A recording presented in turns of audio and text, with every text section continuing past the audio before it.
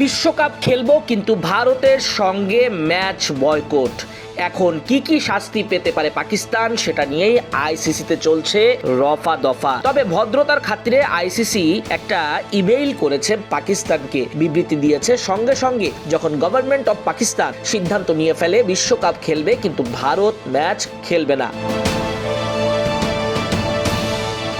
ICC জানিয়েছে জাতীয় নীতি নির্ধারণের ক্ষেত্রে সংশ্লিষ্ট দেশের সরকারের ভূমিকাকে আইসিসি সম্মান করে, কিন্তু পাকিস্তানের এই সিদ্ধান্ত বিশ্ব ক্রিকেটের স্বার্থের পরিপন্থী। গোটা বিশ্বের লক্ষ লক্ষ ক্রিকেট প্রেমী, যাদের মধ্যে পাকিস্তানের সমর্থকরাও রয়েছেন, তাদের ভালোর কথা ভেবে এই সিদ্ধান্ত মোটেই গ্রহণযোগ্য না। আইসিসি জানিয়েছে তারা প্রত্যাশা করে পাকিস্তান সিদ্ধান্ত পুনর্বিবেচনা করবে। প্রেস বিজ্ঞপ্তিতে আইসিসি লিখেছে, পিসিবি তাদের দেশের ক্রিকেটের উপর এর সুদূর প্রসারী এবং গুরুত্বপূর্ণ প্রভাবের কথা বিবেচনা করবে, কারণ এটি বিশ্ব ক্রিকেটের বাস্তুতন্ত্রকে প্রভাবিত করে, যার অন্যতম সদস্য সুবিধাভোগী পিসিবি নিজেই। আইসিসি আরো বলছে, পাকিস্তানের বাছাই করা ম্যাচ খেলার অবস্থান বিশ্বের বিভিন্ন ক্রীড়া প্রতিযোগিতার মূল ভিত্তির সঙ্গে মেলানো কঠিন, কারণ এ ধরনের প্রতিযোগিতায় যোগ্যতা অর্জন করা সকল দলের কাছে প্রত্যাশা থাকে যে তারা নির্ধারিত সূচি অনুযায়ী সমান শর্তে প্রতিযোগিতায় অংশ নেবে। পাক বোর্ডকে নিজেদের দায়িত্ব মনে করিয়ে দিয়ে আইসিসি সবশেষে লেখে, আইসিসির অগ্রাধিকার হলো টি-20 বিশ্বকাপ সফলভাবে আয়োজন করা। পিসিবি সহ এর সকল সদস্যরও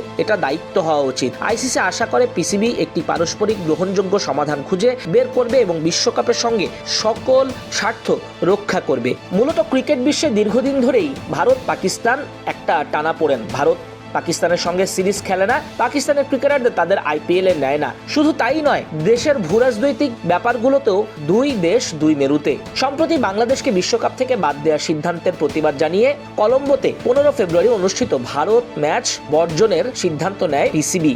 বিশ্বকাপের এক সপ্তাহ আগে এই পদক্ষেপ নেওয়ার ইতিমধ্যেই কড়া হুঁশিয়ারি আইসিসির তরফ থেকে দেয়া হয়েছে এবং নেওয়াও হবে।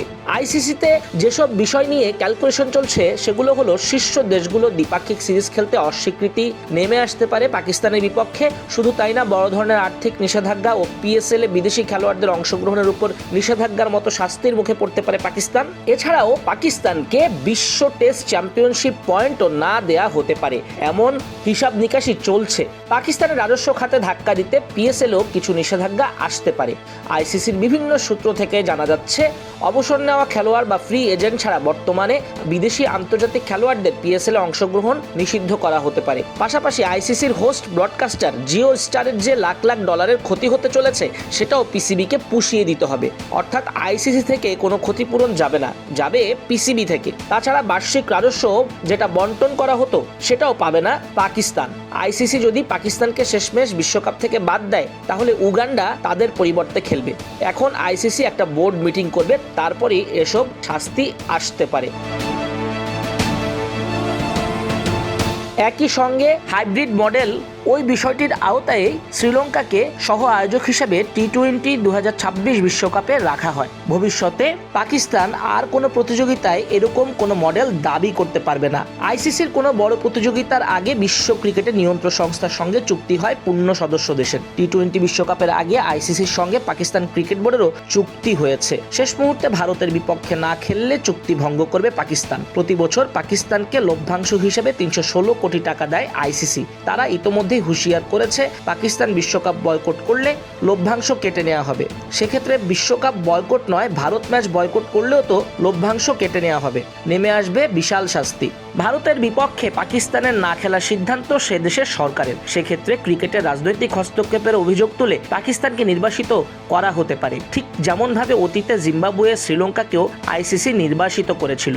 এমনকি আইসিসির নির্দেশ মেনে এসিসি অর্থাৎ এশিয়া কাপ থেকেও পাকিস্তানকে নির্বাসিত করতে পারে এশিয়ান ক্রিকেট কাউন্সিল। সব মিলিয়ে ক্রিকেটে এক ঘরে হয়ে যাবে পাকিস্তান।